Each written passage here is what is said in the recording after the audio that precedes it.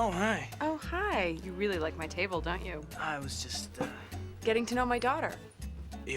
Are you my new daddy? We're just a little tiny show about a small town and a family. It is sassy and it's great. It is.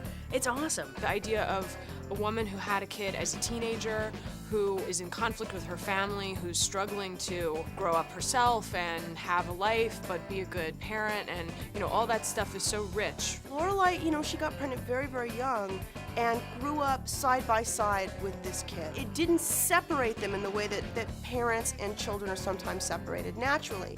They grew up as pals.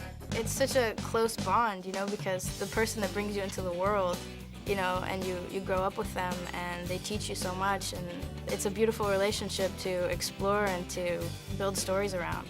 This is a kid who was sort of born to the parents who were the most opposite of her possible, and rebelled in a huge way by having a child, leaving home, making her own life, and then has to come back and sort of eat crow. Hi, Mom. Is it Easter already? And ask for their help. I have a situation.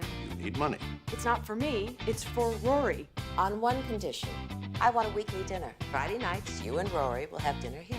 Mothers are very complicated people, and I mean the relationship becomes very complicated. Mothers push our buttons. Dinner Friday night. No spurs, please. The thing is, I wrote a certain character with a certain voice in mind, and then, you know, it was very hard to find someone who could do all that. And then Lauren sort of kind of walked in the door, and it was kind of like, oh, well, that's it. We found it. Let's go home. Because she encompasses everything that I ever wanted Lorelai to be, and then some. She has such good energy, and so I love being on the set, even if I'm not in the scene, to watch her work, because she's so good. And Alexis, she has this great naturalism. When Alexis Bledel walked in the door, she's got that innocence and yet that intelligence and that beautiful face and that wonderful feel about her. Wow, Cinnamon, writing in style. But Cinnamon's private area, sometimes she likes to be alone. Okay, our town is just weird. Thank God.